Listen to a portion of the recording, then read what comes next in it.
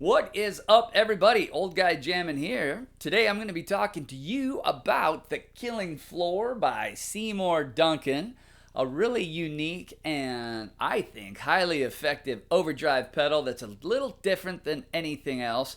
I don't review all the pedals I try, and it's usually only the stuff I'm really excited about that I put up. The Plumes Overdrive I took a look at and wasn't really excited about.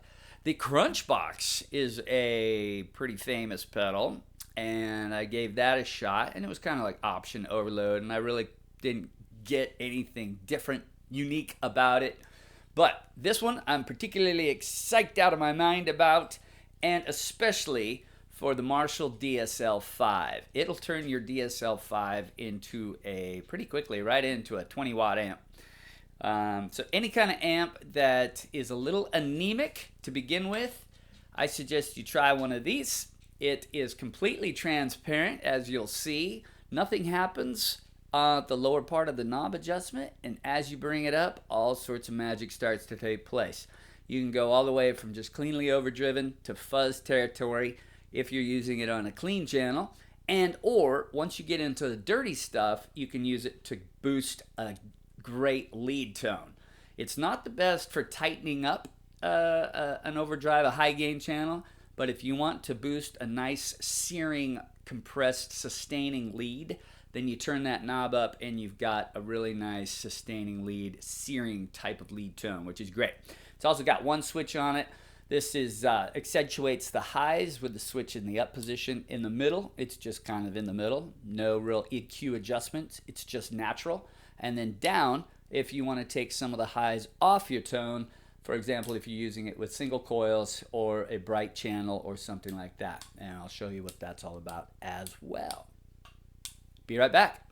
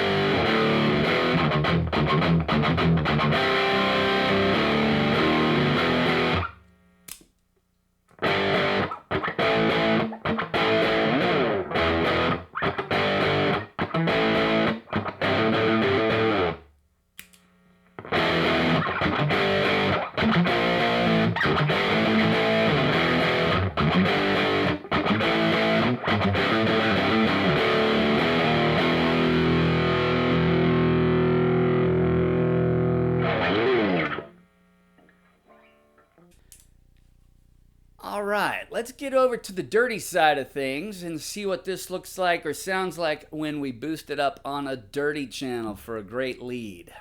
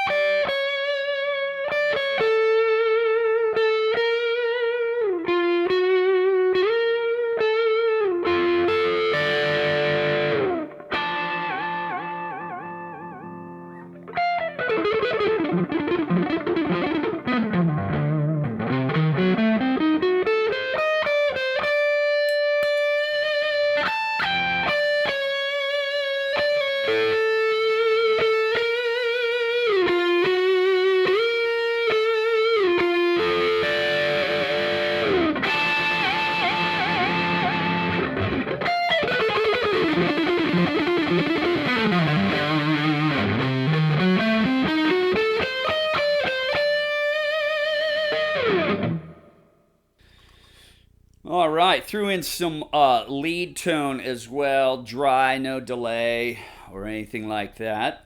But you could really tell the difference between the Marshall gain tone and then adding this. It adds both drive, a little extra distortion, plus it adds some volume as well.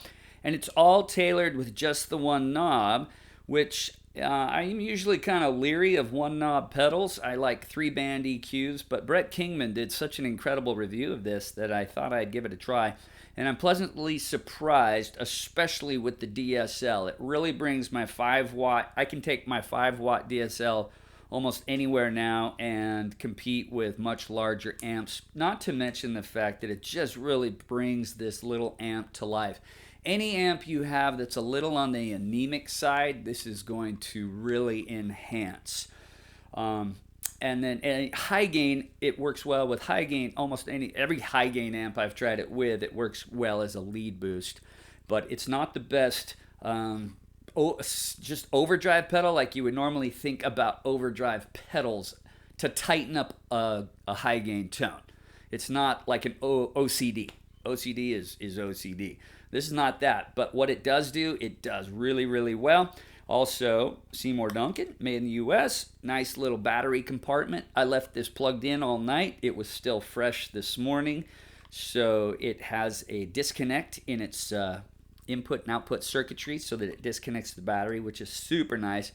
Because my slow drive, my SL drive by Exotic, if you leave that plugged in about 2 hours, it's dead.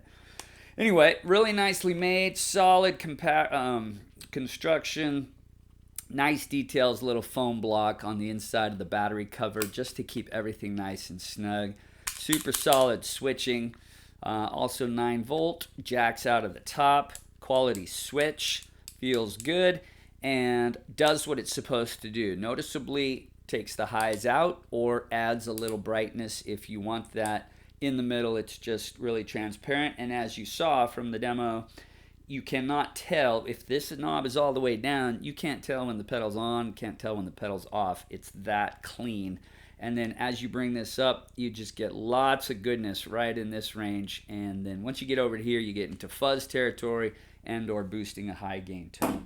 So I highly recommend this one. I can't recommend the Plumes or the Crunch Lab much, but this is another winner by Seymour Duncan. The 805 is really awesome, as well as this one.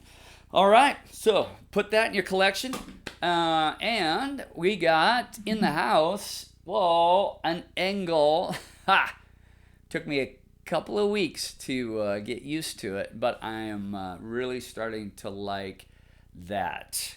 So we'll talk more about that. I've got some tubes on the way, and then we're going to get inside it, put some tubes in it, and then let you hear what I've been able to do with it. I really like it. I bought this when I sold the Mesa, so that's where I got the money for the Engel, as I sold the Mesa. And it gave me enough money for the Engel. It came with a nice custom 4-button foot switch. Super nice. Pretty happy with it. But I find the things that make me uncomfortable in life to begin with are usually things that I end up really liking. Motorcycles, dirt bikes that make me uncomfortable with, I grow into nicely, and I end up really liking them. CDs, a few by Jorn that I can think of right off the bat. Some TNT, Firefly TNT, made me a little uncomfortable, and ended up being some classic must-have, always will be in my collection. Arc with Jorn, Burn the Sun, when he was with Arc decades ago. Really strange album, but really solidified itself in my collection. All right, so Old Guy Jamming is out. We'll see you next time.